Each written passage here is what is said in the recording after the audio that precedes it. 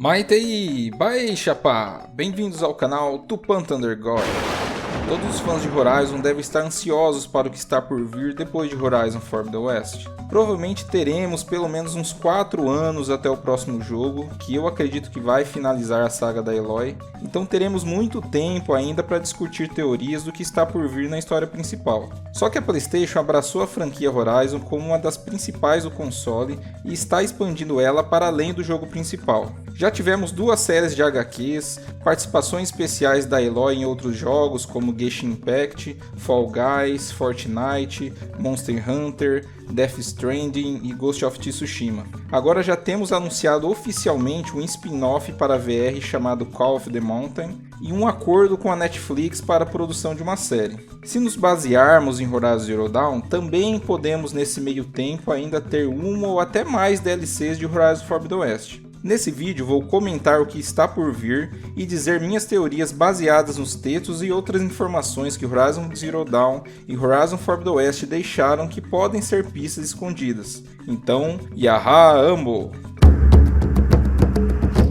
Tupan Thunder God. Horizon Call of the Mountain. Esse é um jogo que vai sair para o novo VR do PlayStation 5. Para quem não sabe, são aqueles óculos de realidade virtual com os controles de movimento que simulam como se o jogador estivesse dentro do jogo. Embora ainda não tenhamos uma data oficial, tudo indica que o VR2 será lançado no início de 2023 e que o jogo seja um dos primeiros a serem lançados para o novo acessório. Eu já fiz uma análise do trailer de Call of the Mountain, então quem não viu, sugiro que dê uma olhada lá. Eu já mostrei algumas coisas interessantes, como um texto em Horizon Forbidden West que cita o protagonista Rias e o seu irmão Urid, que inclusive aparece nas HQs da Liberação. Um lado mais racional meu acha que não haverá nada muito revelador na história, assim como acontece nas HQs, mas vou tentar supor que teremos algo incrível e tentar estimar como será a história do jogo. Tudo indica que o jogo irá começar no final dos ataques rubros, talvez quando o Avad já estiver invadindo Meridiana com a Ersa, o Erend e a Petra para destronar seu pai, o Rei Sol Louco Giran. Para ajudar na batalha, Avad chama o especialista em escalada Urid, a Flecha do Sol, para escalar os penhascos da cidade até o palácio e proteger seu irmão Itamen. Essa batalha poderia servir de tutorial com Urid ensinando Rias a utilizar o equipamento. Nas HQs vemos que Urid se atrasou nas suas tarefas, mas o motivo disso não foi revelado. O que nós vimos depois foi que os Carjas da Sombra conseguiram fugir dali com Itamen, levando ele para o pôr do sol. Eu acredito que Urid tenha ajudado seu irmão Rias a fugir em segurança com Itamen, já que tudo indica que ele fazia parte dos Carjas da Sombra, por isso Rias recebeu o apelido de Sombra de Itamen. Em algum momento dessa batalha, ou pouco depois, Rias acabou sendo capturado e foi preso na prisão de Pedra do Sol, junto com também soldados Carjas da Sombra Nil, Atenact Ulia, o Oseram mestre em explosivos Hasgrund e o traficante de armas Carjas Gavan. Rias poderia ser o amigo sem nome que Nil fala que foi capturado por bandidos em Horizon Zero Dawn. Sou apenas um viajante, com um arco, uma preocupação pelo estado destas terras e um parceiro sumido. Eu tive um parceiro que chorava quando a flecha acertava o alvo. Enquanto caçávamos essa escória, os olhos dele nunca secavam. Eu não achei seu parceiro. O mataram. Quase nem fiquei surpreso. Ele já estava bem convencido quando atacamos o último acampamento de bandidos. Quando invadimos o acampamento, não vemos o amigo de Nil, e ele só fala que seu amigo morreu, sem encontrarmos o corpo. Nil poderia ter mentido para salvar o amigo da Aloy. Em algum momento, o espião Marad descobriu que Ria só fugiu com Itamen para protegê-lo, e aí tenha conseguido alguma forma de evitar puni-lo com a pena de morte para depois ter inventado uma missão de enviá-lo para investigar a montanha de Gaia Prime e descobrir o que deixou as máquinas hostis, devolvendo a liberdade e dando uma oportunidade de redenção a Rias. Outra teoria é que, por se tratar de uma história de antes do Zero Dawn, ele tenha encontrado um dos primeiros tirânicos também. Provavelmente no final do jogo nós chegaríamos na montanha que caiu e enfrentaríamos a Ave Tempestade, talvez depois conhecendo Silence quando ele chegou na montanha, ou se a Fire Sprite for mais audaciosa no roteiro, o Rias poderia ser o Silence, e o jogo mostraria como ele chegou na montanha, como conheceu Hades e por que se esconde o tempo todo no jogo, principalmente dos Carjas.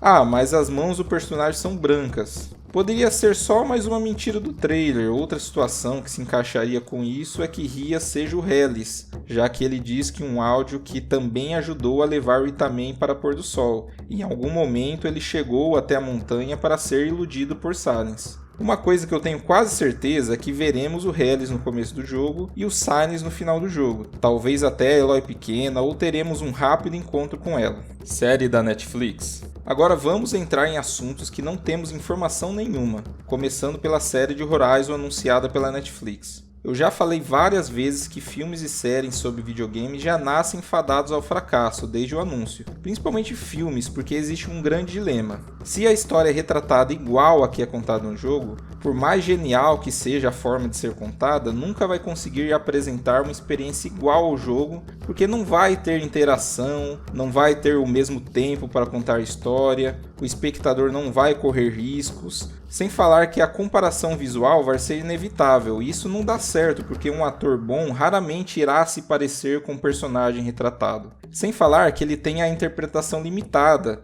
já que imitar e atuar não é a mesma coisa. Se o jogo ainda possui um plot twist, ele perde o efeito porque quem jogou já conhece a história e não tem a sensação da descoberta. Essa situação no máximo vai conseguir agradar quem não conhece o jogo, que não é a maioria do público que vai assistir essa produção. Isso acontece, por exemplo, com o último filme do Resident Evil, que tenta contar a história do Resident Evil 2 em 1h40, o que não dá certo, e para piorar, falha na hora que deveria ser igual, muito porque os atores não são cópias idênticas da Claire e do Leon. Se a história retratada for diferente do jogo, talvez seja possível contar uma história coesa e perca a possibilidade de comparação. Só que o fã do jogo que vai assistir uma produção que se baseia no jogo que ele gosta, vai querer ver a história que ele gosta ali e não vai achar. Aí a publicidade da produção não vai bem e quem não conhece a franquia, que talvez iria gostar, não assiste porque quem conhece vai falar mal. Isso acontece, por exemplo, com Assassin's Creed, que tenta falar uma história paralela, mas irritou os fãs porque não concordam com o roteiro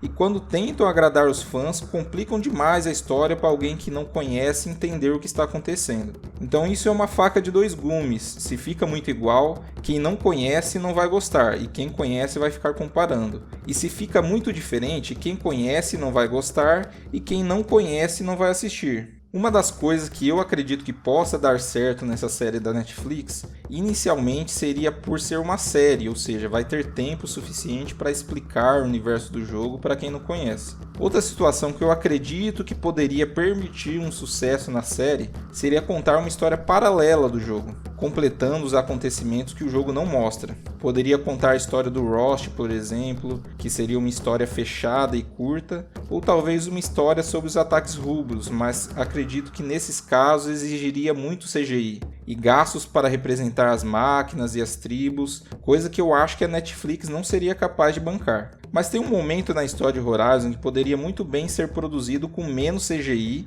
que seria a história de Elizabeth Sobeck, mostrando como o mundo acabou. Talvez usando o mesmo raciocínio que o meu, já existe um rumor de que a série seria nessa época. Aliás, é um bom exemplo do porquê eu não gosto de dar atenção para rumor e vazamento. Esse boato surgiu com o escritor Jeff Grubb, que postou em um dos seus podcasts na Twitch que a série se chamaria Horizon 2074. Vou deixar na descrição o momento em que ele diz isso. Quem acompanha o canal sabe que nesse ano não tinha nada de interessante acontecendo. A vida na Terra já tinha acabado em 2066 e Minerva provavelmente ainda estava tentando desativar os robôs. Talvez corrigindo isso, o perfil no Twitter Okami Games, talvez sabendo desse erro, postou que ele disse que a série se chamaria Horizon 2047. Depois disso, um monte de site de fofoca gamer publicou o boato do vazamento e alguns sites e perfis nacionais traduziram. Embora esteja com muita cara de especulação, essa seria uma ótima ideia para tentar burlar o dilema que eu comentei.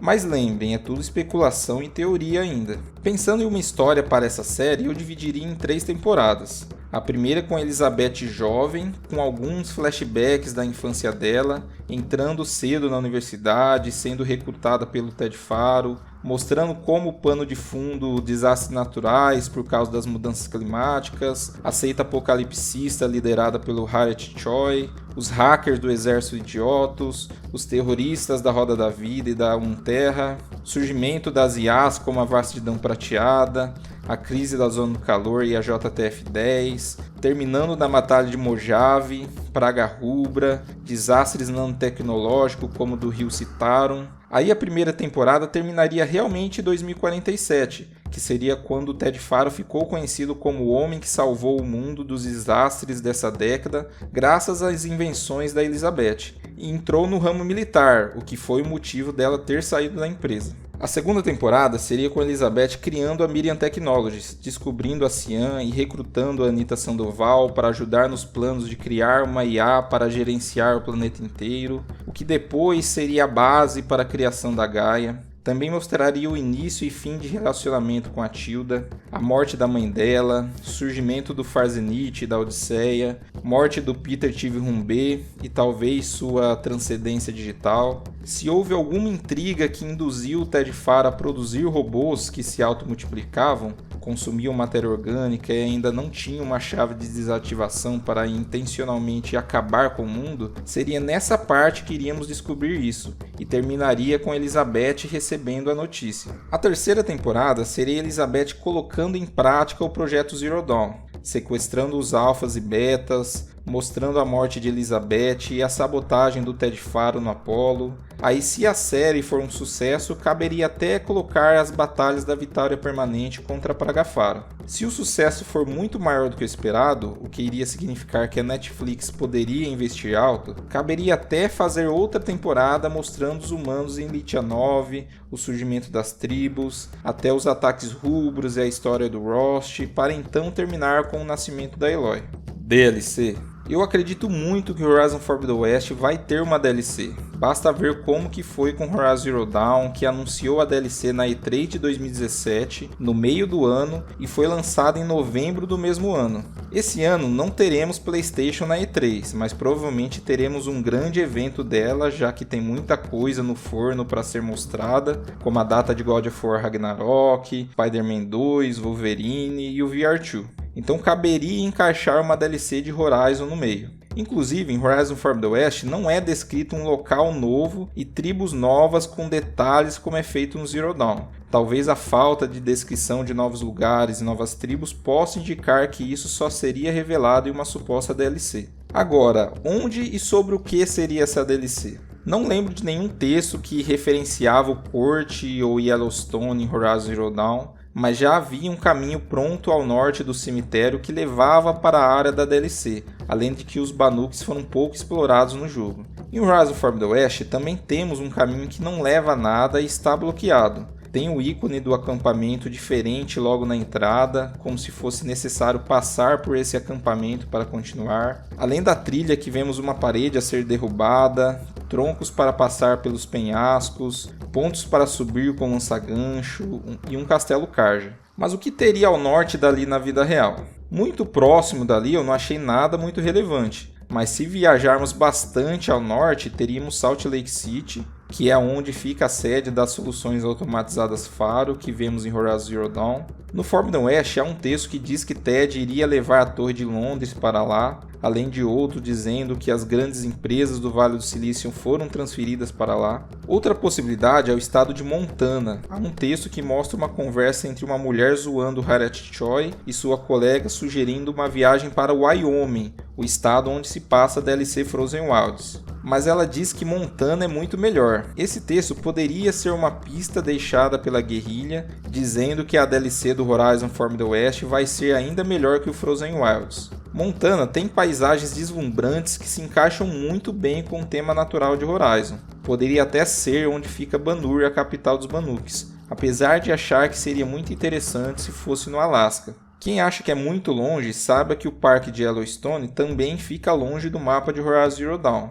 Quem sabe os Banuks deixaram de aparecer neste jogo porque os atores e desenvolvedores estavam trabalhando na DLC. No mesmo texto é dito sobre ir para a Europa até a Lua. Quem sabe esses textos são os destinos do próximo jogo, já que a Inglaterra e a Lua são muito citados nos textos. O motivo, talvez, dessa DLC seria para ir atrás do Efesos, talvez, não imagino uma história muito complexa. Outra possibilidade seria uma DLC que abordasse os Quen, já que não temos muitos detalhes deles, sem falar que não tem nem trajes ou armas Quen no jogo, o que poderia ser adicionado em uma DLC. O território Quen é chamado de Grande Delta. Eu acredito que seja no Grande Delta da China, lugar muito citado nos textos dos 2 jogos, inclusive um citando que o berçário de Ilitia 1 fica lá. Textos explicando um grande fluxo de imigrantes americanos em busca de emprego para lá. Por ser um local de grande modernidade, explicaria a cultura dos Quen baseada na tecnologia antiga.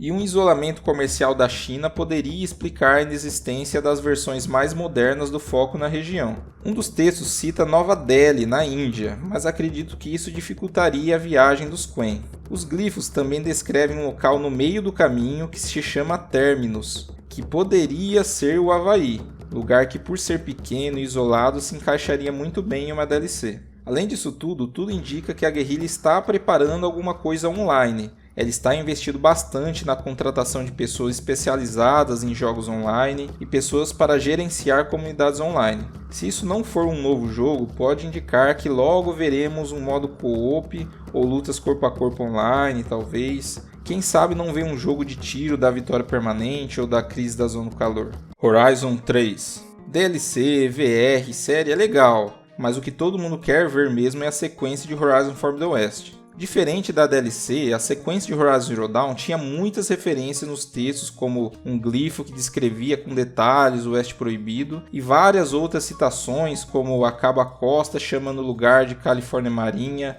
ou Kalmar, além de Brin, aquele Shaman Banuk com voz de Goku, que disse que iria para lá, e várias outras citações em textos e diálogos. Já no Forbidden West não foi descrito uma região nova com tantos detalhes. Então restam muitas dúvidas ainda sobre onde se passará o próximo jogo, o que pode indicar que não irá retratar apenas um lugar, e sim vários. Porém, vou tentar estimar uma região específica. Há um glifo do Gildrum dizendo que ele vai para um local chamado Litoral Ardente, ao sul. Logo na sequência, há um texto sobre o Brin dizendo que ele iria para um lugar de chama e salmoura. Viajando para o sul do mapa de Forbidden West, principalmente na represa Hoover, existe o El Pinacate, no deserto de Sonora do México, ao sul do Arizona. Um deserto isolado o suficiente para ficar a instalação do Elísio. Outro indício de que iremos para esse lugar é que é dito em textos que a sede da JTF-10 ficava em Tucson, no Arizona.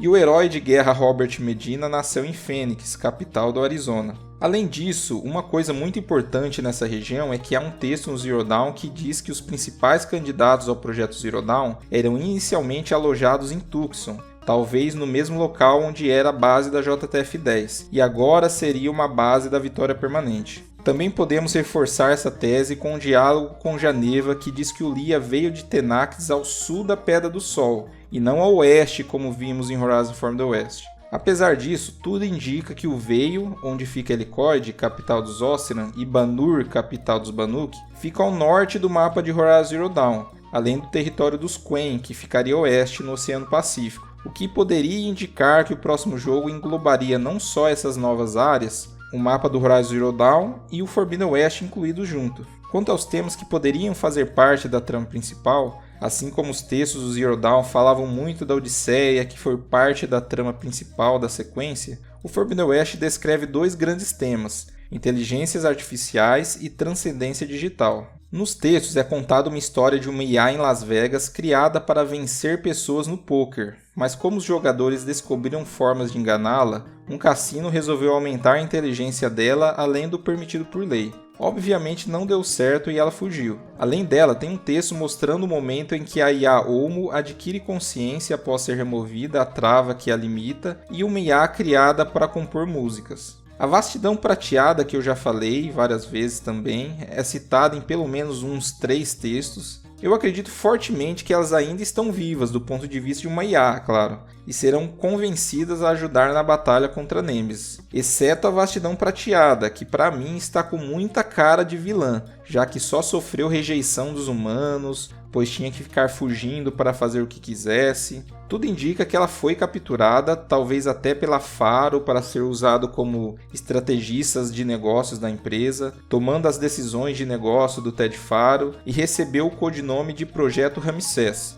que é um projeto secreto da Faro que o Travis Tate descobriu em Latópolis. Se for isso mesmo, foi ela que tomou a decisão de colocar a Faro no ramo militar, tramando tudo de forma que em algum momento as máquinas destruíssem a humanidade. A transcendência digital seria uma forma que o fundador do Farzenit, Peter Tivrumbé, encontrou para se tornar imortal. Assim como nos filmes Shep e Transcendence ou no RPG Cyberpunk, a mente dele seria transferida digitalmente para o computador, removendo a limitação do corpo humano e atingindo a singularidade, que seria o momento em que a tecnologia geraria mais tecnologia independentemente da ação humana, ou seja, não haveria mais limites para o conhecimento. Peter morreu de forma não explicada, o que eu acredito que secretamente ele conseguiu o que queria. Outra informação importante é que o Farzenit deu um sumiço no Oswald Dalgaard, porta-voz do Farzenit, substituindo ele por um holograma falso. Como é dito que eles não matariam ele, meu palpite é que ele também tenha sido digitalizado para ser absorvido de alguma forma por Peter.